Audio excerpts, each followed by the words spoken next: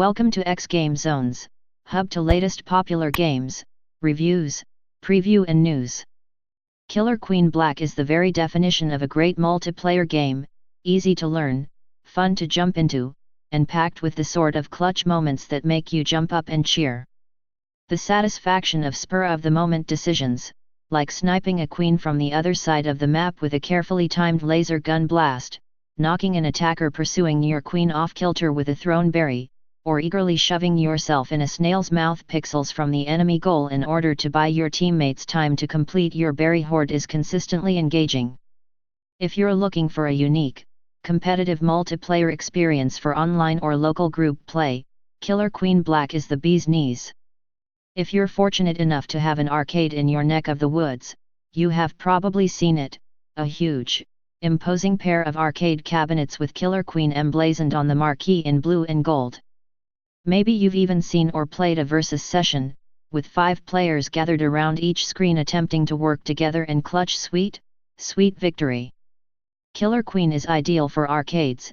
It's a unique game built around the camaraderie of being together in a public space, a vibe that's difficult to translate to the often solitary online experience PCs and consoles offer. Please subscribe in our YouTube channel and follow and like us on Facebook #xGameZones. Visit our site at www.xgamezones.com for more gaming review.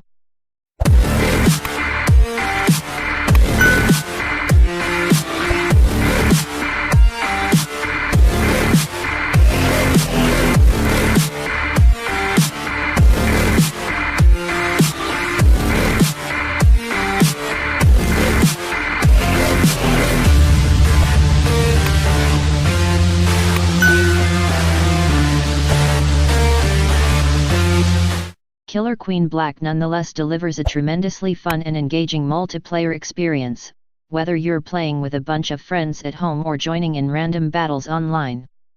It's important to realize that Killer Queen in any form is, fundamentally, a multiplayer experience. That means that if you don't plan to play with local friends or take the game online, there is little that it will offer you beyond a brief tutorial mode and the ability to play with CPU-controlled teammates and enemies.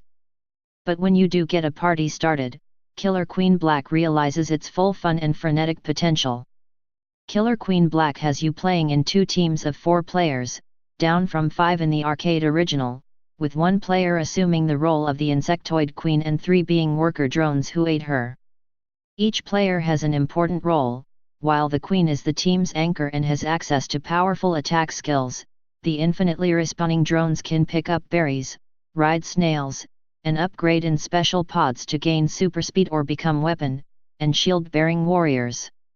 Victory is achieved in one of 3 ways: by killing the other team's queen 3 times, collecting and storing enough berries to fill your team's base, or riding a sluggish snail to your team's goalposts.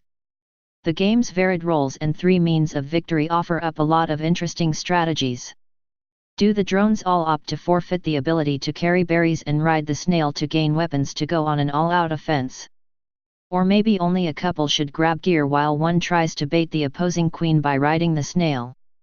Maybe your team's queen can dodge and counterattack enemies, distracting the opposing team and claiming their power stations while your drone friends hoard berries or inch the snail to the goal. You can even put yourself in the snail's jaws to stymie a riding opponent, allowing your weapon-wielding teammates an opportunity to kill off threats. There are many possibilities, and while a lot is always going on at any one time in Killer Queen Black, learning its basic rules and controls is easy enough that most anyone can jump in and quickly enjoy the strategic depth the gameplay has to offer. Killer Queen Black graphics has received a significant overhaul from the arcade original. The arcade game employed a detailed retro pixel art style, and that carries over to Black. However, the detail on the characters, animations, and background elements is significantly improved, adding a lot to the atmosphere of Killer Queen's strange humanoid insect world. As a result, it's not too tough to follow the action, even on the Switch's comparatively smaller handheld screen. Along with the graphical overhaul comes some all-new maps, many of which emphasize the clever use of screen wrapping to enhance strategic play by letting you quickly move from end of the screen to the other. There are many ways to enjoy the game's multiplayer modes. You can link a pair of switches together via a local network for 8-player action. You can hop online in a custom room with friends or an assemblage of random players. You can even take a local team of up to 4 players online to battle against another group online. In our testing, online play was generally smooth sailing, though it was pretty easy to tell when players' connections weren't ideal.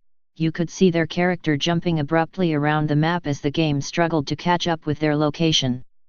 To its credit, the game tries its best to match you with others based on region. There's online voice chat for each team to coordinate strategy, though, if you don't have access to voice chat, a likelihood for the Switch version, you can also communicate through a simple emote and emphasis system that draws attention to places on the map. If there's one major gripe about online, it's a lack of options. You can turn certain maps on and off, but that's about it. With only 6 maps in the base game, that often repeat multiple times during a 5-round set, the scenery starts to feel stale pretty quickly. If you have any comments or suggestion, feel free to comment below. Thank you for watching. Please subscribe in our YouTube channel and follow and like us on Facebook #xGameZones. For more gaming review, visit our site at www.xgamezones.com. Don't forget to click the notification bell.